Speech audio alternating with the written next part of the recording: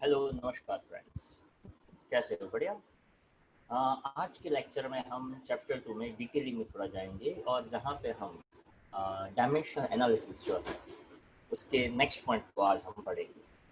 अभी तक हमने डायमेंशन फार्मूला और उसके एनालिसिस में हमने देखा relation with the one system of units with the another system of units to check correctness. आज हम ऐसा देखेंगे कि कोई भी एक क्वांटिटी का दूसरी क्वांटिटी के साथ कैसा रिलेशन होता है।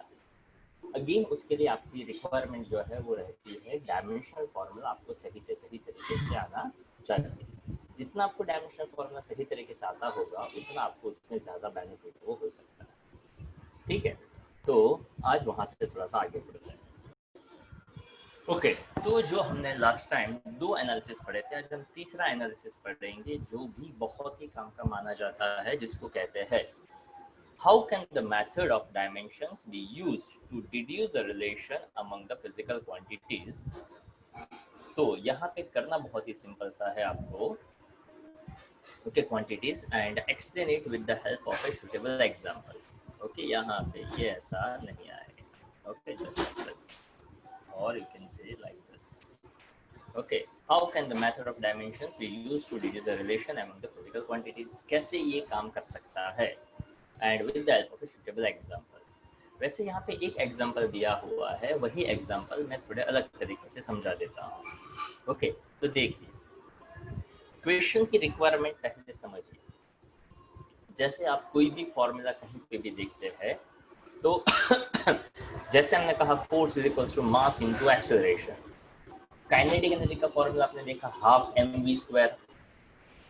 मोमेंटम होता है मास इनटू वेलोसिटी। तो काइनेटिक एनर्जी का फॉर्मूला हाफ mv² क्यों आया या तो कैसे आया, तो उसके पीछे एक रीज़न होता है। वैसे उसके पीछे जो रीज़न है वो थोड़ा बहुत शायद हम नेक्स्ट चैप्टर में डिस्कस करेंगे, जब वो काइनेटिक एनर्जी को हम इंट्रोड्यूस करेंगे फिर से। वैसे आपको पता ही है काइनेटिक एनर्जी हाफ mv² ही होता है, पर लॉज ऑफ मोशन में हम फिर से डिस्कस करेंगे why kinetic energy is half mv²। पर यहाँ पे अगर मान लो एक ऐसा कोई मैं फॉर्मूला या तो कोई फॉर्मेट ऐसा आपको बता दूँ, जैसे कि यहाँ पे सेंट्रीपिटल फोर्स। तो सेंट्रीपिटल फोर्स नाम से पता चलना चाहिए when there is a force towards the center। जब भी कोई ऑब्जेक्ट सर्कुलर पाथ पे घूमता है and we consider there is a force towards the center। उसका एग्जांपल आप ले सकते हैं, शायद कभी आपने ऐसा खेला हो, वो मकर संक्रांति उत्तरायण आती है ना, तो उस टाइम पे हम क्या करते हैं, just take one thread and take one stone. Okay, उसको ऐसा बांध कर एक जगह से पकड़कर हम उसे गोल गोल गोल गोल घुमाते हैं। Okay, if you can imagine that कि थ्रेड है, आगे एक स्टोन है और आपने थ्रेड को एक एंड से पकड़कर गोल गोल घुमाया। The moment when you throw it, okay, तो जिस मोमेंट पे आपने उसको छोड़ दिया, आपकी ये फिंगर की डायरेक्शन जैसे आपने छोड़ा हुआ है, तो ये फिंगर का डायरेक्शन इंडिकेट करेगा कि वो स्टोन कौन सी डायरेक्शन में गया है। अगर आपने उसको टाइट पकड़ के रखा हुआ है, मतलब वो स्टोन बाहर जाना चाहता है, पर आपने पकड़ा हुआ है इसलिए वो कहीं नहीं जा पा रहा है। So it is considered as a force toward the center or maybe that's a force away from the center। दो टाइप के फोर्सेस आते हैं, वैसे फंडा दोनों का सेम है।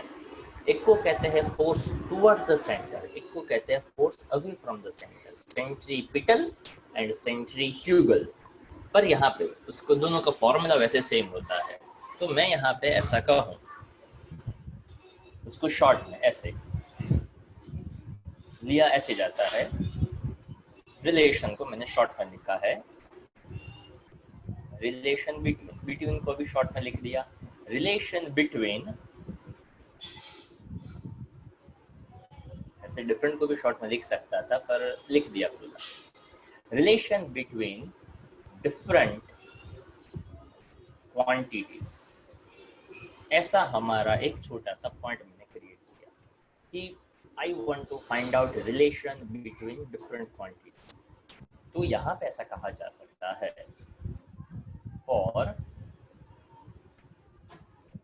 centripetal force F depends on mass, यानी m ले लेते हैं मास का symbol, also depends on velocity and also depends on radius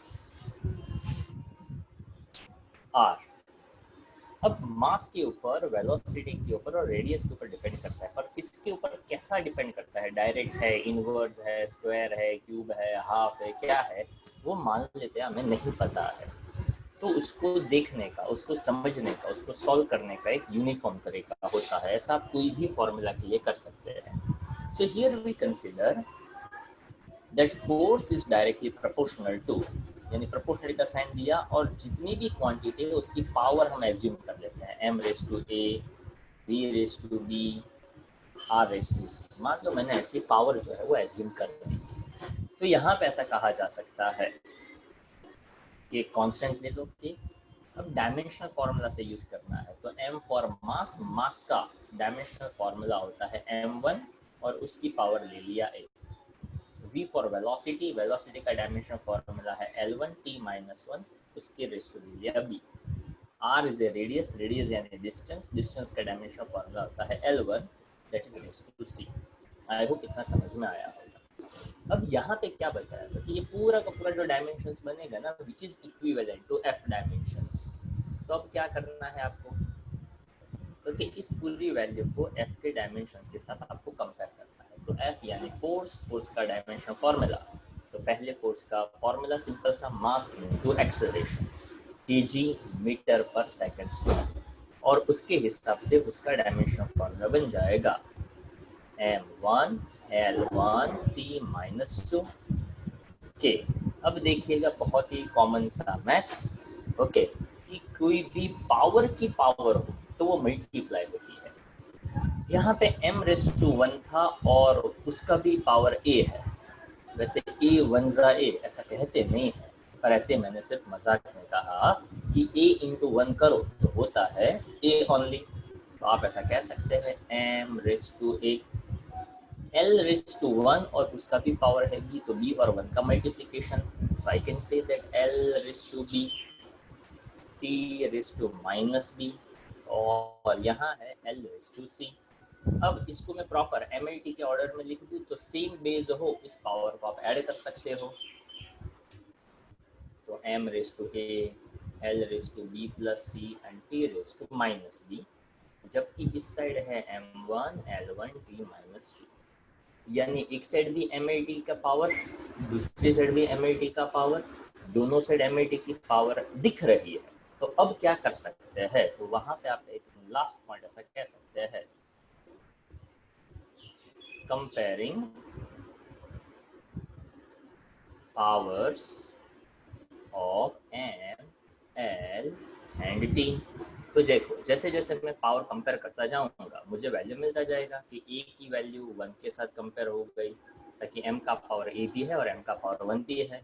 तो जो मुझे यहाँ पे नहीं पता कि कौन कैसा प्रपोर्शन देता है, यहाँ ये m रेस टू a लेना, v रेस टू b लेना, r रेस टू c लेना, मतलब मैं ये चाहता था कि सेंट्रीपिटल फोर्स में मास का क्या रिलेशन है, वेलोसिटी का क्या रिलेशन है, और रेडियस का क्या रिलेशन है, डायरेक्ट है, इनवर्स है या क्या है।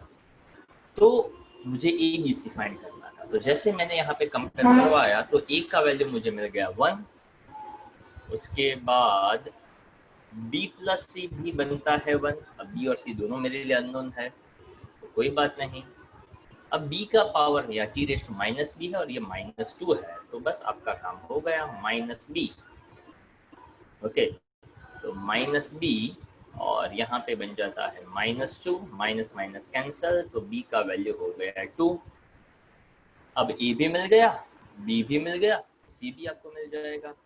तो देखिए b प्लस सी अगर 1 है तो c is equal to 1 minus b है, इज इक्वल टू 1 माइनस 2 करेंगे तो ये वैल्यू बन जाएगा माइनस 1। तो c का वैल्यू बन गया माइनस 1। तो अब क्या करने का, तो कि substituting a b and c,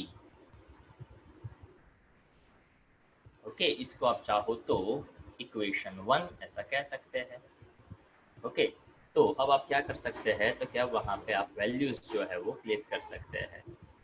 तो देखिए f प्रपोर्शनलिटी हटाकर एक कांस्टेंट, और कांस्टेंट की वैल्यू यहाँ पे नहीं ली जाती है, ताकि प्रैक्टिकली जब इसको बताया जाता है तो वो जो कांस्टेंट आता है ना k, जो मैंने यहाँ पे लिया हुआ था, that k we consider as a 1 unity, मतलब 1 लिया जाता है। जनरली कोई भी क्वेश्चन होगा वहाँ पे क्या कांस्टेंट लेना है वो आपको क्वेश्चन के अंदर बता दिया होगा, तो उसका टेंशन नहीं लेना है आपको। अब यहाँ पे आता है small m raise to a था, a का पावर 1 है, तो यहाँ पे आप ले लीजिए small m raise to 1। v raise to b है और b का वैल्यू 2 है, तो आप लिख दीजिए v रेस टू 2। r का पावर c है और c का वैल्यू यहाँ पे -1 है, तो आप वहाँ पे लिख दीजिए कि r रेस टू -1 है। अब इसको थोड़ा अच्छी तरह से लिखे कि k कांस्टेंट का, इसको आप 1 कंसिडर कर लो। तो फोर्स का फॉर्मूला जिसका पावर 1 हो या आप पावर ना लिखो तो भी मतलब उसका सेम निकलता है। तो फॉर्मूला बन जाता है mv², पावर -1 है, उसको मैं डिनोमिनेटर में भी लिख सकता हूँ तो प्लस पावर हो जाएगा। तो this is the formula for centripetal force, FC that is stand for centripetal force. तो यहाँ से मुझे पता चला कि सेंट्रीपिटल फोर्स के केस में मास डायरेक्ट रिलेशन में है, वेलोसिटी स्क्वायर के साथ डायरेक्ट रिलेशन में है और रेडियस उसके इनवर्स रिलेशन में है। जितना रेडियस बढ़ता जाएगा उतना सेंट्रीपिटल फोर्स कम होता जाएगा। So this is the basic idea how one quantity is related with the other quantity. I hope it's clear. Okay. अगर आप अभी ये नहीं लिखते हो और आपको होमवर्क में वैसे लिखना ही है, ओके, वैसे यहाँ पे नोट से थोड़ा सा हम एलोबरेट करके ही समझाते हैं ताकि डिटेल में थोड़ा आप समझ पाओ। Once you understand the things, उसके बाद नोट्स में से थोड़ा शॉर्ट में होगा तो भी आप वो कर सकते हैं। हमारी रिक्वायरमेंट ये होती है कि वो जो दिया हुआ है वो आपको क्लियरली समझ में आना चाहिए। And I always insist to the students कि मेथड लंबा है या शॉर्ट है उसके ऊपर फोकस मत करिए, आप वो लिखिए जो आपको समझ में आता है। शॉर्ट में है इसलिए लर्न मत करिए, शॉर्ट में दिया है पर आपको समझ में नहीं आता हो तो उसको थोड़ा एलोबरेट करके लिखिए, शायद हो सकता है वो आपको सही तरीके से समझ में आ जाए। अब मान लो यही क्वेश्चन को हम थोड़े अलग तरीके से, मतलब यही मेथड को दूसरे क्वेश्चन में अप्लाई करके देखते हैं। तो अब यहाँ पे हम ऐसा लेते हैं, in the case of a simple pendulum. तो मान लो सिंपल पेंडुलम तो आई थिंक सब लोगों ने देखा होगा। तो यहाँ पे हम ऐसा कह सकते हैं, in case of simple pendulum. तो सिंपल पेंडुलम क्या होता है, तो क्या देखिए ऐसा, वैसे तो आई थिंक सब लोगों ने देखा ही होगा। मान लो ये एक रिजिड सब्जेक्ट है, उसके साथ एक थ्रेड लिया और यहाँ पे एक स्फीयर यानी बॉब मैंने सस्पेंडेड कर दिया और वो यहाँ पे ऐसे ऑसिलेशन है वो दे रहा है। So I want to find out कि वो जो ऑसिलेशन होता हो उसका टाइम पीरियड मतलब क्या, time required to complete one oscillation. और ये डेफिनेशन पे आई थिंक आपने 9th में पढ़ा हुआ है। तो ऐसा मैं कहना चाहता हूँ कि मान लो कि ये जो सिंपल पेंडुलम आप देख रहे हैं, वो सिंपल पेंडुलम आप उसमें हल्का सा ऑसिलेशन दो और वो एक एंड से जाकर वापस उसी एंड पे आए, और उसके लिए जो टाइम पीरियड लगता हो, तो टाइम पीरियड किस किस के ऊपर डिपेंड करता है। क्या मैं ये एंगल बड़ा कर दूं तो टाइम पीरियड चेंज होगा कि नहीं होगा, मैं यहाँ पे मास कुछ और सस्पेंड करूँ तो टाइम पीरियड इफेक्ट करेगा या नहीं करेगा, इसका लेंथ मैं कम करूँ या बढ़ाऊँ तो ये कैसे इफेक्ट करेगा। इसी सिंपल पेंडुलम को अर्थ के कोई सरफेस के ऊपर लूँ या उसको मैं अगर माउंटेन के ऊपर लेता हूँ, मतलब जहाँ पे जी का वैल्यू चेंज होता हो, अगर मैं वहाँ पे लूँ तो क्या ये टाइम पीरियड इफेक्ट करेगा या नहीं करेगा। तो मतलब क्या, तो कि टाइम पीरियड टी किस किस के ऊपर डिपेंड करता है, तो टाइम पीरियड टी डिपेंड करता है सबसे पहले मास यानी m, दूसरा लेंथ यानी l, तीसरा ग्रेविटेशनल एक्सेलरेशन यानी g। अब यहाँ पे थोड़ा सा मैंने शॉर्ट में लिखा, जैसे कि मास, किसका मास, टाइम पीरियड, किसका टाइम पीरियड, तो क्या time period of simple pendulum depend करता है किसके ऊपर, तो क्या मास के ऊपर, किसके मास के ऊपर, तो क्या मास ऑफ द बॉब जो आपने स्फीयर सस्पेंडेड किया है उसके ऊपर। दूसरा लेंथ, किसका length, length of the string. तीसरा ग्रेविटेशनल एक्सेलरेशन, जो शायद आपको पता होगा, that's acceleration due to gravity, 9.8 जो हम लेते हैं वो। एंड द फोर्थ पॉइंट जिसको हम कहते हैं थीटा, ओके, एंगल, ओके, तो वह एंगल के ऊपर डिपेंड करता है। तो जिस जिस क्वांटिटी के ऊपर डिपेंड करता है, तो फर्स्ट पॉइंट इज दैट आप उसकी पावर को एज्यूम कर दो। Whenever you want to get the relation of one quantity with the other quantity, so best part is that आपको क्या करना चाहिए, तो कि आपको उसकी पावर्स को एज्यूम कर लेना चाहिए। तो देखो, अगर हम यहाँ पे क्या करते हैं, उसकी पावर को एज्यूम करते हैं, तो t प्रोपोर्शनल टू के ले लिया कोई constant, m raise to small a, l raise to b, g raise to c and theta raise to d। तो अब ए बी सी डी मैंने 4 पावर ले लिया और वही 4 पावर है वो मुझे फाइंड कर लेना है। तो पता चल जाएगा कि how that depends on the mass, length, g and theta. But यहाँ पे ये जो थीटा है, आपको याद होगा प्लेन एंगल, जिसको हम कहते हैं सप्लीमेंट्री क्वांटिटी। तो यहाँ पे थीटा जो है उसको कहा जाता है डायमेंशनलेस क्वांटिटी। अगर वो डायमेंशनलेस है तो वो तो हो गया m0, l0, t0, उसका तो कोई डायमेंशन नहीं होता है, मतलब वो तो अभी से रेस से बाहर हो गया। मतलब थीटा चाहे कोई भी हो, टाइम पीरियड के ऊपर डिपेंड नहीं करता। वैसे ये डिटेल में थोड़ा जब आप प्रैक्टिकल करेंगे देन यू आल्सो रियलाइज कि आप एंगल कितना भी बढ़ाओ, जो टाइम पीरियड है वो टाइम पीरियड वही का वही रहेगा। टाइम पीरियड मतलब time required to complete one oscillation. Okay, अब यहाँ पे देखिएगा टाइम पीरियड की अभी रखते हैं m फॉर मास। मास का dimensional formula m1 raise to a, length l1 raise to b, g gravitational acceleration, और एक्सेलरेशन का dimension formula metre per second square, यानी l1 t raise to -2 raise to c। और theta, theta तो plane angle था, और plane angle उसको कहते हैं सप्लीमेंट्री क्वांटिटी, और सप्लीमेंट्री क्वांटिटी उसी को कहते हैं जिसका कोई डायमेंशंस नहीं होता है। तो डायमेंशनल फॉर्मूला को आपने सही सही समझा होगा, तो उसमें ऐसा बताया कि कोई कोई क्वांटिटी ऐसी हो सकती है जिसके डायमेंशनल फॉर्मूला सेम हो, जैसे कि kinetic energy, potential energy, work done, सबके डायमेंशनल फॉर्मूला सेम है।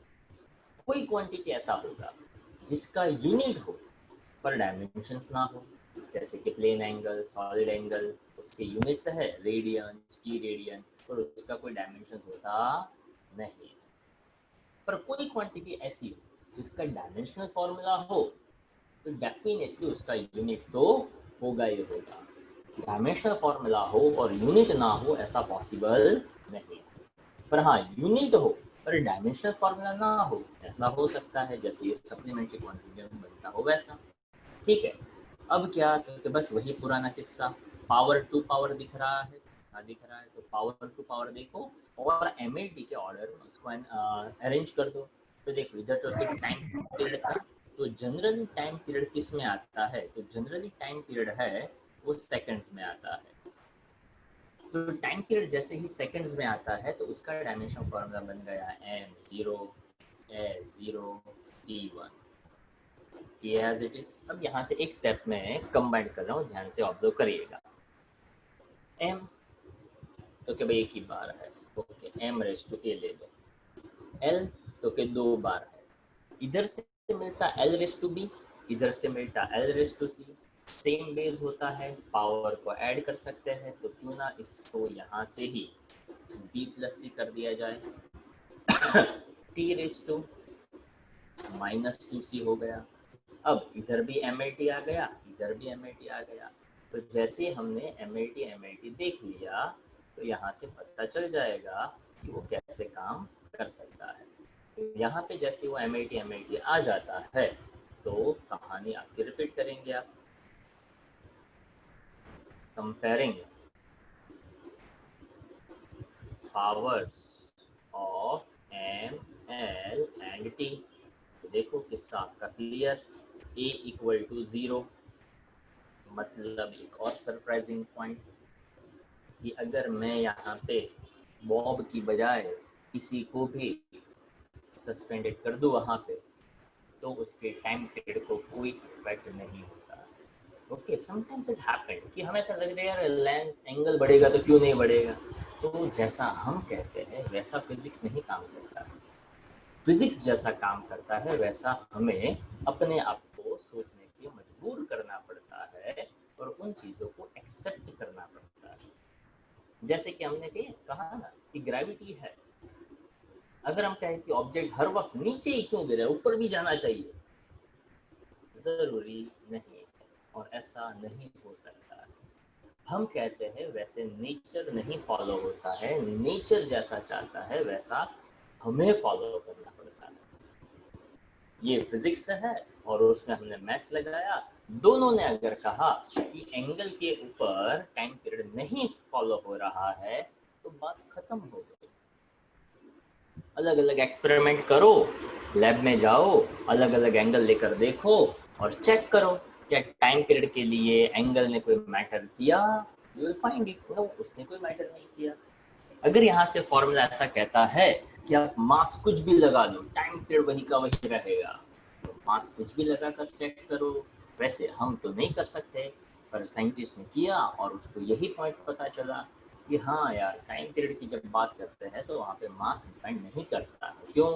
तो फिर टाइम पीरियड का एक फॉर्मूला फॉर्म होगा और वो जो फॉर्मूला फॉर्म होता है वैसे दोनों वाइस वर्सा हो सकते हैं। कोई चीज़ थियोरेटिकल सही है तो उसको प्रैक्टिकली चेक किया जाता है, कोई प्रैक्टिकली मिल रहा है तो उसको थियोरेटिकली भी चेक किया जा सकता है।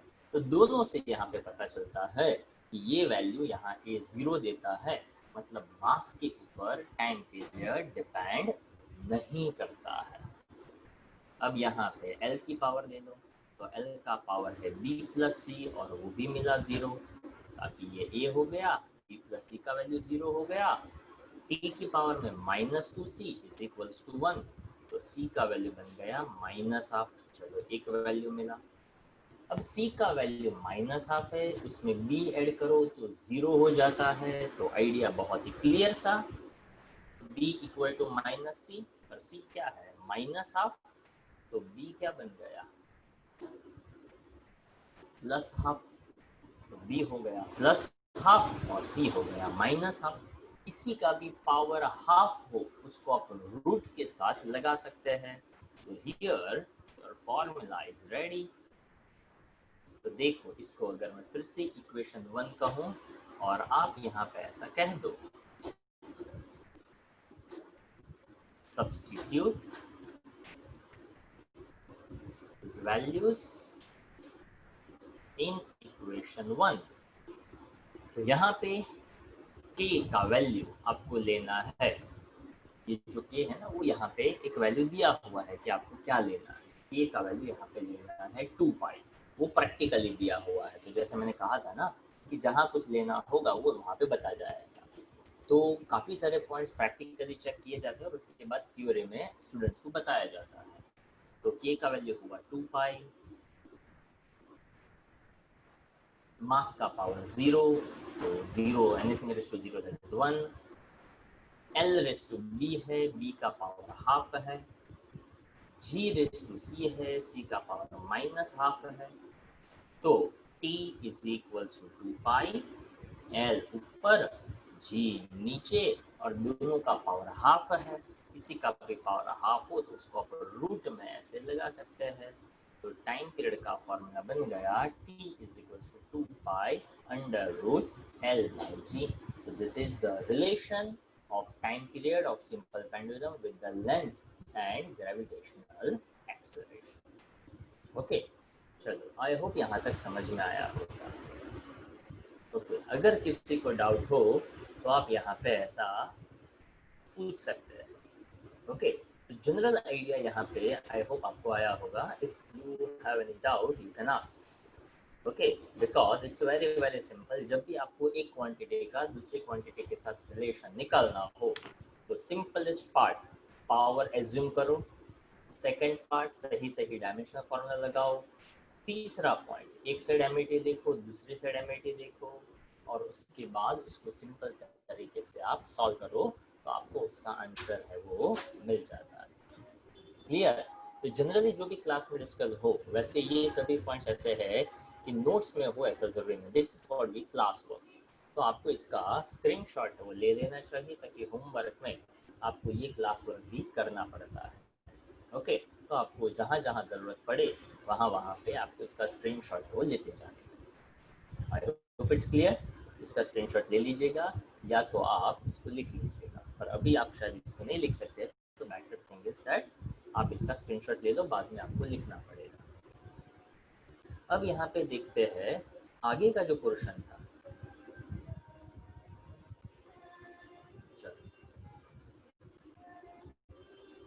यहाँ पे चैप्टर 2 में अब उस पॉइंट्स को आगे देखते हैं। ये रहा आपका mv²/r वाला। वैसे वो एक रिलेशन था ना, t = 2π/L/g, वो एक था। ऐसे ढेर सारे क्वेश्चंस, ऐसे ढेर सारे रिलेशन वो बन सकते हैं। How one quantity depends on the other quantities. ऐसे उटपटांग अलग अलग टाइप के कोई भी क्वेश्चन आप बना सकते हैं। ओके, एक और क्वेश्चन मैं यहाँ पे दे रहा हूँ थोड़े अलग तरीके से, चलो वो भी पहले ट्राई कर लेते हैं। It's very interesting one. Question थोड़ा मैं शॉर्ट में यहाँ पे बताता हूँ, but we focus on that how one quantity depends on the other quantities. Okay, तो क्वेश्चन के ऊपर फोकस करिएगा कि कौन सा क्वांटिटी कौन सी क्वांटिटी के ऊपर डिपेंड करता है। अगर क्वेश्चन ऐसा है, वैसे इसका डिटेलिंग ऐसा था कि मान लो एक सिचुएशन है, वहाँ पे एक बबल बन रहा है, बबल वो पानी के अंदर बन रहा है, तो उस बबल बनने का जो प्रेशर है, वो प्रेशर किस किस के ऊपर डिपेंड करता है? क्योंकि प्रेशर है वो उसकी डेंसिटी के ऊपर डिपेंड करता है, वो कितना एनर्जी पोजेस करता है उसके ऊपर डिपेंड करता है, और ग्रेविटेशनल एक्सेलरेशन क्या है वो उसके ऊपर डिपेंड करता है। अब इस लैंग्वेज को थोड़ा और आप इधर उधर करके आप थोड़ा और ज़्यादा अच्छा क्वांटिटी या तो कोई अच्छी लैंग्वेज यूज़ करके बता सकते हैं, बट बेसिक फंडा इज व्हाट? बेसिक फंडा कुछ इस तरह से है, दैट इज प्रेशर P कौन कौन सी क्वांटिटी के ऊपर डिपेंड कर रहा है, तो क्या how pressure depends on energy, density and gravitational acceleration. ये उसके ऊपर कैसे डिपेंड करता है वो आपको पता चल सकता है। तो एनर्जी के ऊपर डिपेंड करेगा, डेंसिटी के ऊपर डिपेंड करेगा, और ग्रेविटेशनल एक्सेलरेशन के ऊपर डिपेंड करेगा। तो एनर्जी का सिंबल E, डेंसिटी का रो, और ग्रेविटेशनल एक्सेलरेशन का G। ऐसे मैंने 3 उसके सिंबल्स लिए। अब वो कैसे डिपेंड करता है, यानी हमें उसकी पावर लेनी एज्यूम करनी है। एज वेल हमें सभी के डायमेंशनल फॉर्मूला सही सही तरीके से पता होने चाहिए। तो सबसे पहले मैं ऐसा मान के चलता हूँ आपको प्रेशर का, एनर्जी का, डेंसिटी का और ग्रेविटेशनल एक्सेलरेशन का डायमेंशनल फॉर्मूला आता है। ओके, अगर नहीं आता है तो साइड में पहले उसको अच्छी तरह से डिराइव कर लेने का कि प्रेशर क्या है, एनर्जी, डेंसिटी और जी के डायमेंशंस क्या है। तो मैं यहाँ पे वो साइड में बता देता हूँ। तो जैसे कि मान लीजिए प्रेशर है, इसके साथ लिंक दे देते हैं। चलो ये मान लो प्रेशर है, तो pressure P is equals to होता है फोर्स अपॉन एरिया। तो उसके हिसाब से बन जाता है kg metre per second square, और ये आता है मीटर स्क्वायर। तो उसके हिसाब से P का डायमेंशनल फार्मूला स्क्वायर में लिखे, उसका मतलब dimensional formula m1 L-1 T-2 यानी फ्री रेडी। एनर्जी का डायमेंशनल फार्मूला, एनर्जी यानी वर्क डन, वर्क डन यानी फोर्स इनटू डिस्प्लेसमेंट। तो मैं ऐसा मान लेता हूँ कि आप लोगों को याद होगा, फिर भी हम यहाँ पे डिराइव कर लेते हैं एक बार। फोर्स इनटू डिस्प्लेसमेंट, फोर्स का यूनिट तो फिर न्यूटन, या तो फोर्स का फॉर्मूला तो फिर मास इनटू एक्सेलरेशन इनटू डिस्टेंस। तो मास kg metre per second square, distance का एक और यानी मीटर स्क्वायर। तो एनर्जी का डायमेंशनल फॉर्मूला भी आपके पास रेडी हो गया। एनर्जी हो जाता है m1L2T-2। डेंसिटी का फॉर्मूला होता है मास अपॉन वॉल्यूम, और इसके हिसाब से आप कह सकते हो उसका यूनिट kg पर मीटर क्यूब। तो डेंसिटी का डायमेंशनल फॉर्मूला रेडी हो गया, m1L-3T0, और g ग्रेविटेशनल एक्सेलरेशन आता ही है आप लोगों को मीटर पर सेकंड स्क्वायर के हिसाब से L1T-2। आई इंसिस्ट कि वो अच्छी तरह से याद रखें, ताकि काफ़ी बार आप गलती क्या कर बैठते हो कि gravitational acceleration metre per second square ऐसा बोलते हैं, और डायमेंशनल फॉर्मूला पर m1 गलती से लिख देते हो। पर यूनिट में जहाँ पे m बोला है वो रिप्रेजेंट करता है लेंथ, जहाँ पे ये केजी यानी किलोग्राम होता है वो रिप्रेजेंट करता है आप यहाँ पे दिए हुए मास को। ठीक है, तो इस बात को आप अच्छी तरह से याद रखिएगा दिमाग में। चलो, सो नाउ सबके dimension formula ready. So now simple point, pressure proportional E raised to A, rho raised to B and G raised to C। Okay, चलो इससे थोड़ा और आगे बढ़ते हैं। E का डायमेंशन फॉर्मूला रेडी है हमारे पास, m1 L-1 T-2 is equal to K m1 L2 T-2 raised to small a m1 L-3 raised to small b। इसको मैं equation e raised to a, rho raised to b और g raised to c को equation 1 कह देता हूँ। ठीक है, और तीसरा आया L1 T-2 raised to c। Okay, अब यहाँ पे एक छोटा सा पॉइंट मैं बताता हूँ, उसके बाद आप खुद ट्राई करेंगे। चलो, यस, आप में से कोई बताना चाहेगा कि इस साइड अब m का पावर क्या बन जाएगा? तो आप ऐसा कर सकते हैं, m एक बार और दो बार है, एक में है m1 रेस टू a है, एक में m1 रेस टू b है। तो एक आएगा m1 means m raise to a और m raise to b। Same base हो तो आप पावर को क्या कर सकते हो, ऐड कर सकते हो। तो चलो बताइए m की पावर क्या बनेगी? Yes, anyone? m raised to a plus b। चलो, m raise to a plus b ऐसा हमें मिलेगा। चलो, can you try about l? l एक बार है,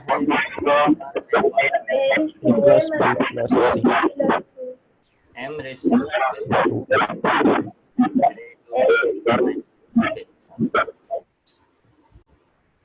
okay, m raise to m यहाँ पे 2 था तो 2a minus 3b plus c, और t रेस टू बन जाएगा माइनस 2a माइनस 2c।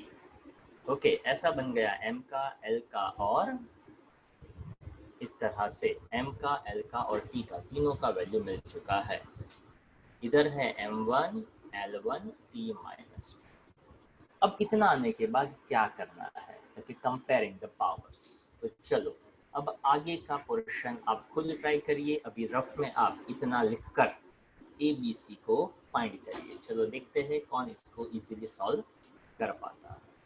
ठीक है, देखिए सबसे पहले तो क्या करना चाहिए, तो कि सबसे पहले आपको कंपेयरिंग द पावर्स। ओके, तो देखते हैं सही है, शायद हो भी सकता है। चेक करते हैं आप लोगों के points. Comparing powers of m, l and t। जितना दिमाग सही लगाओगे उतना ज़्यादा मज़ा आएगा। चलो check that a plus b equals to 1। Okay, first point. Second point, 2a minus 3b plus c which is equivalent to 1 also। Okay, और एक छोटा सा गलती शायद आप लोगों ने भी किया हो। ओके, यहाँ पे प्रेशर का डायमेंशन फॉर्मूला m1 L-1 था। ओके, तो यहाँ ऊपर तो लिखा ही था m1 L-1, पर नीचे गलती से वो 1 आ चुका था। हो सकता है उस वजह से वो करेक्शन हो। Okay, so everyone please check it again. चलो, m-1 L-1 था, और यहाँ पे ये है -2a -2b, -2a -2b, sorry -2c, 2b नहीं है 2c है, so -2c is equal to -2। Okay, सही भी हो सकता है, नहीं भी हो सकता है, चेक कर देते हैं। ओके, तो सबसे पहले हमें यहाँ पे हमारे जो जो पॉइंट्स हैं ना उसको पहले चेक कर लेना चाहिए जब भी हम ये स्टार्ट करें ऐसे क्वेश्चंस में।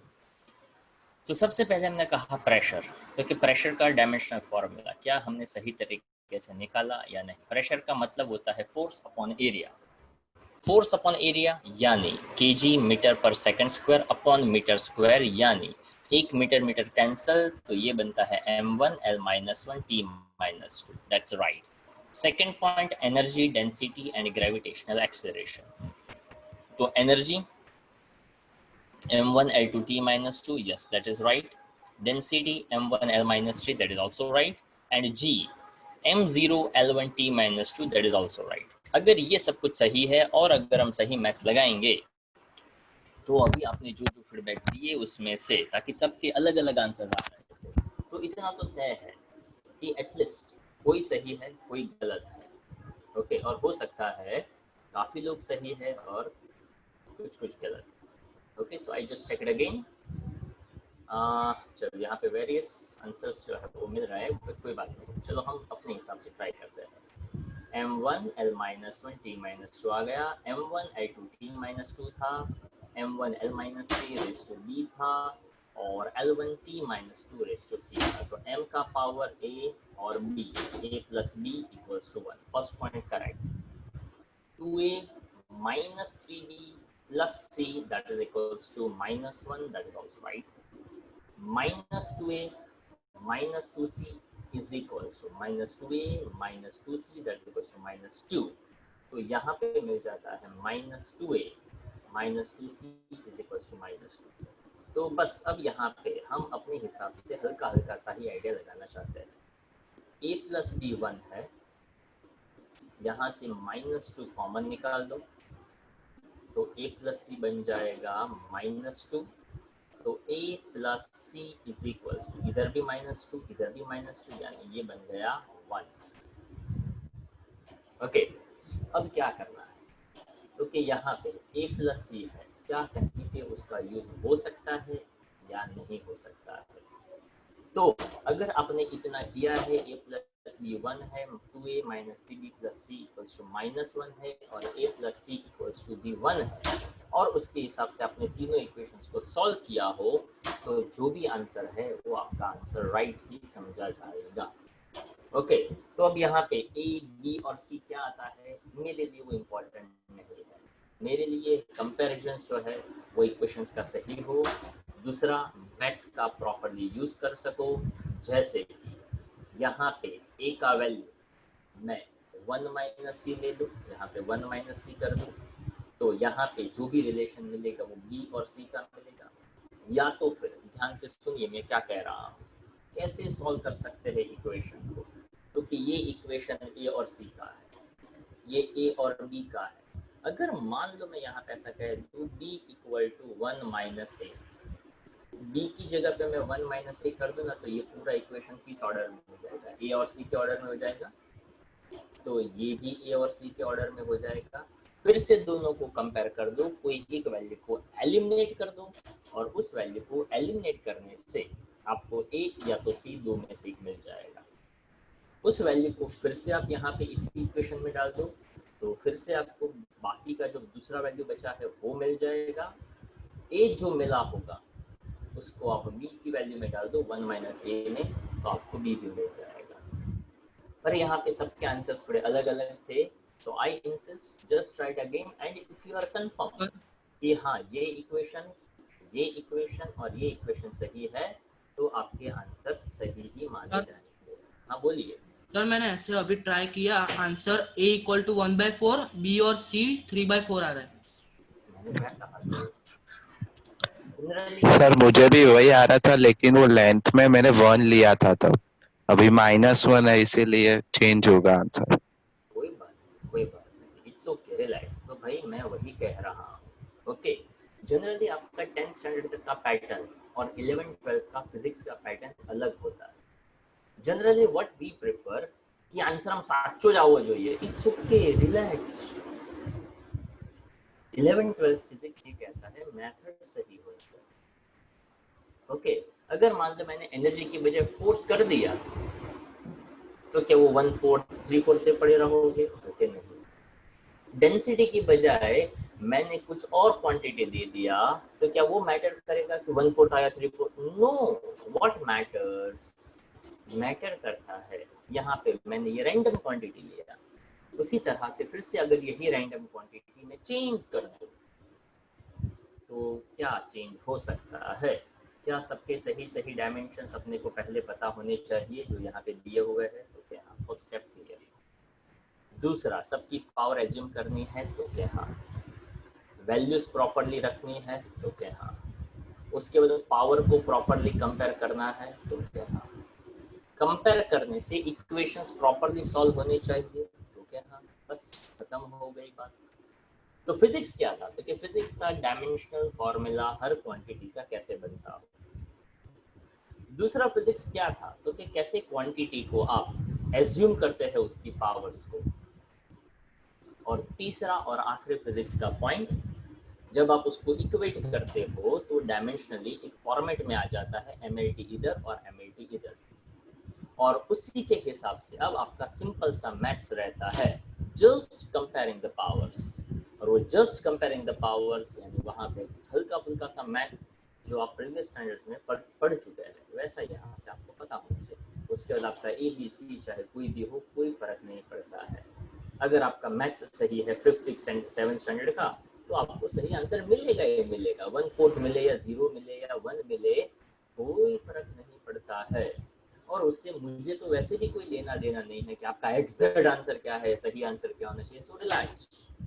ओके, आप लोगों का बहुत ही अच्छा मैथ्स है, आप लोगों का 8, 9, 10 काफी बढ़िया है, तो क्या 3 इक्वेशन सॉल्व नहीं कर सकते? कर सकते हो यार, आराम से कर सकते हो। Okay, check it again by yourself. So there is no need to get my confirmations कि सर ए क्या आया, बी क्या आया, सी क्या आया। अरे 3 इक्वेशंस आपके सामने है, आपको मैथ्स आता है, check by yourself and see that कि आपका आंसर जो आया है वो सही नहीं होना चाहिए। इट्स जस्ट रैंडम क्वेश्चन, ठीक है? तो उससे ABC से मुझे कोई लेना देना नहीं है, जो भी हो वो आप सही समझ सकते हैं। चलो, आफ्टर दैट यहाँ पे बताए हुए है उसकी कुछ लिमिटेशंस, और लिमिटेशंस जो है वो पढ़ने का क्वेश्चन है। उसको आप सिंपल तरीके से पढ़ेंगे तो आपको पता चल सकता है कि कैसे कैसे क्वांटिटीज, कैसी कैसी वैल्यूज जो है वो आप डायमेंशनल एनालिसिस में कवर कर सकते हैं। जैसे कि the method does not give any information about the dimensional constant k। मतलब यहाँ डायमेंशनल एनालिसिस से अपने को नहीं पता चलता है कि कौन सा मेथड आपको यहाँ पे, या तो कौन सा फॉर्मूला, या तो उसका क्या रिलेशन है, उससे पता नहीं चल सकता है। सो डायमेंशनल कांस्टेंट के वो क्या वैल्यू देता है तो डायमेंशनल फॉर्मूला से नहीं पता चल सकता। जैसे कोई जगह पे हम 2 पाई लेंगे, कोई जगह पे हम π/8 लेंगे, कोई जगह पे हम 1/2 लेंगे, कोई जगह पे 1 ले लेते हैं, तो डायमेंशनल फॉर्मूला से अपने को पता नहीं चलता। That's a limitation. It fails when the physical quantity depends on more than 3 physical quantities। वैसे MLTA वहाँ तक ठीक है, ताकि डायमेंशनल फॉर्मूला 4 क्वांटिटी का है। पर अगर बहुत सारी क्वांटिटीज अगर हम ले सकते हैं तो डायमेंशनल एनालिसिस वहाँ पे काम नहीं आता है, वो उसकी लिमिटेशन है। तीसरा point, it also fails when the physical quantity is the sum or the difference of a 2 or more quantities। अगर मुझे ऐसी कोई क्वांटिटी को डायमेंशनल एनालिसिस अप्लाई करना हो, how that depends on the some other quantities। जैसे यहाँ पे कोई कहता है position is depends on initial velocity, also depend on acceleration, तो उसको समझ पाना या तो समझा पाना डिफिकल्ट हो जाता है। क्यों? क्योंकि ये एक डायमेंशंस बताता है कि इसके डायमेंशंस इक्वल्स टू इसके डायमेंशंस प्लस इसके इक्वल टू इसके डायमेंशंस, वो समझाता है। बट वो अलग रिलेशंस, उसका एक क्वांटिटी का दूसरे के साथ रिलेशन, ये डायमेंशनल एनालिसिस अपने को हेल्प नहीं कर सकता। It also fails when we have a trigonometric, logarithmic or exponential functions। and sometimes it is also difficult to identify the factors on which the physical quantity depends. मतलब वो कब कैसे कहाँ पे डिपेंड करता है वो हर एक फॉर्मूला में पता चले वो जरूरी नहीं। जैसे अभी मैंने कहा ना कि हम फिजिक्स को मैथ्स की तरह पढ़ते हैं और एक्सपेक्ट करते हैं कि अपने को ये आना चाहिए। जैसे काफी बार ऐसा होता है स्पेशली 11th आधा पढ़ने के बाद या तो 11th खत्म करने के बाद some parents some students have that argue कि सर केमिस्ट्री समझ में आ जाता है, फिजिक्स ये कैसा समझ में नहीं आता है। तो मुझे ये स्टेटमेंट कभी किसी का समझ में मुझे नहीं आता है। ओके, क्या कभी हम ऐसा कहते हैं कि यार अरिजीत गाना तो अच्छा गाता है बट बैटिंग बहुत ही बुरा है उसका यार। Mahendra Singh Dhoni he was a very great captain और very good wicket keeper, पर कितना बकवास गाना गाता है। हम तो कभी ऐसा नहीं कहते थे। तो आप इस पढ़ाई में क्यों ऐसा कहते हो, क्यों ऐसा एक्सपेक्ट करते हो? केमिस्ट्री आप फिजिक्स की तरह पढ़ना चाहते हो, फिजिक्स आप मैथ्स की तरह करना चाहते हो और मैथ्स अपने ही तरीके से करना चाहते हो। ऐसा 11th-12th में नहीं होता। 8, 9, 10 तक होता होगा, मैथ्स भी आता है, साइंस भी आता है, सोशल भी आता है, इंग्लिश, वो 10th है, ये 11th-12th है और ये सब्जेक्ट फिजिक्स है। There are some certain questions कि उस क्वेश्चन को आप अलग तरीके से करो तो अलग आंसर आएगा, कोई अलग तरीके से करो तो अलग आंसर आ सकता है। Still you argue, पर सर मैथ्स में तो ऐसा नहीं होता है, ये मैथ्स है, तो नहीं ये मैथ्स नहीं है। टेस्ट में ऐसा होता है, मैं कहता हूँ क्या होता है, तो तभी तो कहता हूँ जब होता होगा। ऐसा क्यों ऐसा होता है? There are so many reasons। ऐसा होने के पीछे बहुत सारे रीजंस है कि जब कोई ऑथर ने कोई क्वेश्चन को फॉर्म किया तो उसके दिमाग में कोई अलग कंडीशंस हो सकती है। जब आप सॉल्व कर रहे हो तो आप कोई अलग कंडीशंस अप्लाई करते हो। अच्छा, तो हमें कैसे पता चलेगा कौन सा सही कौन सा गलत? तो फिर से आपने क्या किया, आपने अपना क्वेश्चन चेंज कर दिया आधा ही सुनकर। Means we have no patience to listen properly, not carefully। Okay, तो जो क्वेश्चन ऐसा हो जिसमें ऑथर की सोच और सॉल्यूशन होने का मेथड अलग हो, ऐसे कितने क्वेश्चंस होंगे? कि फिजिक्स के हर क्वेश्चंस ऐसे होते हैं? तो नहीं, हर क्वेश्चन ऐसा नहीं होता है।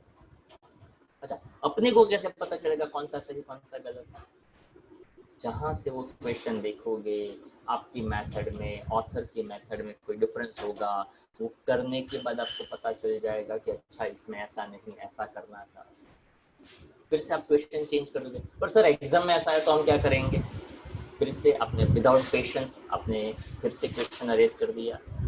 एग्जाम में जब क्वेश्चन पूछा जाता है तो सामने वाले को, पूछने वाले को पता होता है कि ये क्वेश्चन कोई अलग अलग मेथड से करे तो भी आंसर सेम ही आता है और जनरली ऐसे ही क्वेश्चंस पूछे जाते हैं। और अगर कॉम्पिटिटिव एग्जाम में ऐसा कोई क्वेश्चन पूछा भी जाता है तो जब एग्जाम हो जाए उसके बाद उसके एनालिसिस से पता चलता है कि ये क्वेश्चन 2-3 अलग अलग मेथड से हो सकता था और अलग अलग मेथड से आंसर भी उसके अलग अलग आ सकते थे। तो उस केस में उसकी जेन्युइनिटी को देखते हुए उसके मार्क्स स्टूडेंट्स को दिए जाते हैं। And everything comes with the practice. आप क्वेश्चन 2 करते हो और 20 का प्रैक्टिस गलत तरीके से करते हो तो काम नहीं बनता है। फिजिक्स का सबसे पहला थंब रूल ये होता है कि सबसे पहले जो दिया गया है उसको एक्सेप्ट करो, उस पर दिमाग लगाइए, उसको समझने का ट्राई करिए। आप जनरली क्या करते हैं, आप आधा समझकर पूरे के ऊपर कूद पड़ते हैं और गलत डायरेक्शंस में चले जाते हैं। देन यू कम रिटर्न कि सर ये नहीं होगा, वो नहीं होने वाला। पहले पूरा सुनिए, पूरी मेथड अप्लाई करिए। आप मेथड अपना वाला ले लेते, वो अपना वाला मेथड अभी फिजिक्स में नहीं काम करता है करने का, पर थोड़ा जो बताया जाए उसको अच्छी तरह से दिमाग में सेट करने के बाद करने का। जब तक आप आधे अधूरे गेम में खेलते रहोगे आपको सही सही आंसर्स नहीं मिलेंगे। जैसे ये प्रीवियस क्वेश्चन था, प्रीवियस क्वेश्चन है उसमें आपको क्या क्या सोचना था। Pressure dimension formula, okay right. Energy dimension formula, right. Density, right. Gravitational acceleration, right. Properly place किया, राइट। यहाँ पे कंपैरिजन्स के लिए प्रॉपर किया तो फिर राइट। अब ए बी सी कुछ भी हो, क्यों तो कि बेसिक एडिशन सब्ट्रैक्शन मैथ्स आता है तो कि हाँ आता है, डिवीजन मल्टीप्लिकेशन आता है तो कि हाँ आता है। तो ए बी सी का आंसर जो होगा वो हमारा सही ही होगा अगर हमें एडिशन सब्ट्रैक्शन मल्टीप्लिकेशन और डिवीजन आते हैं तो। And if you are saying that कि ना हमारा बायोलॉजी हमने एडिशन ना आवड़े तो કોઈ વાંધો નહીં, ફરી પાછું 4th 5th સ્ટાન્ડર્ડમાં કોઈ ભણાવતું તેને પૂછવાનું કે એડિશન કેમ થાય, 7 8 માં ભણાવતું પૂછવાનું કે ઇક્વેશન્સ કેવી રીતે સોલ્વ થાય, फिर से उसके बाद ट्राई करिए, जहाँ पे अटकते हो वहाँ से फिर से ट्राई करिए, definitely you will get the answer. Okay, तो एबीसी क्या है वो हमारा कंसेंट कभी नहीं होता है। चलो, इतना समझने के बाद आप ये जो हमारा पॉइंट था उसमें आप आगे बढ़ सकते हैं।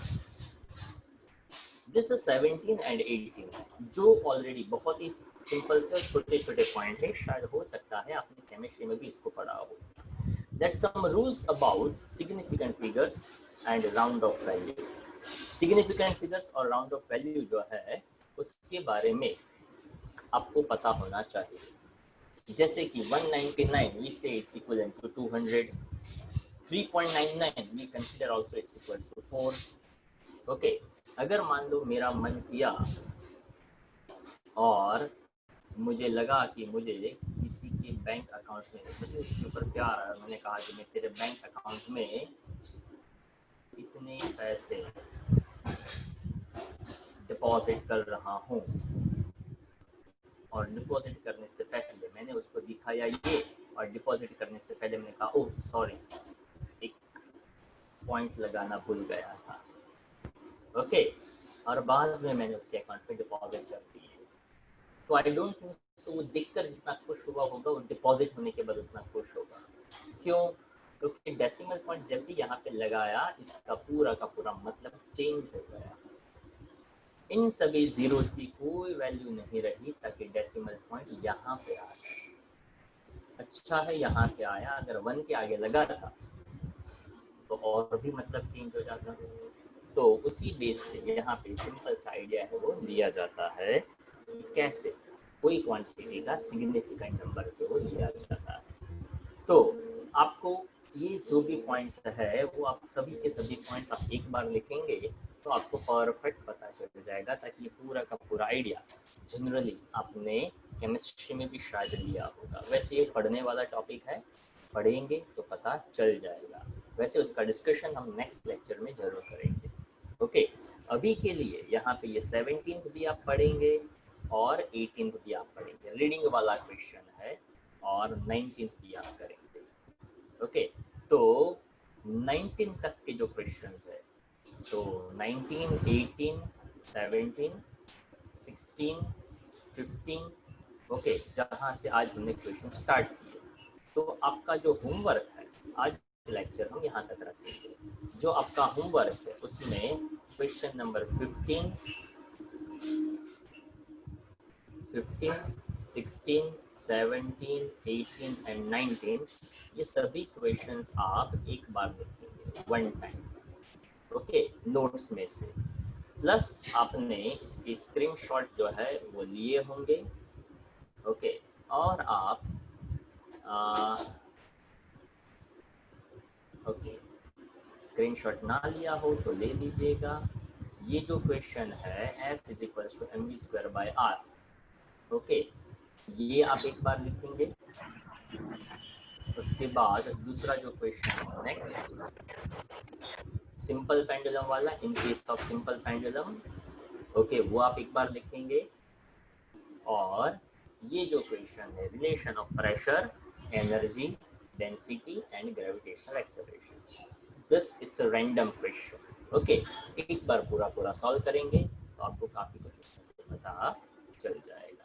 ठीक है, तो अभी हम यहाँ तक रखते हैं। ओके।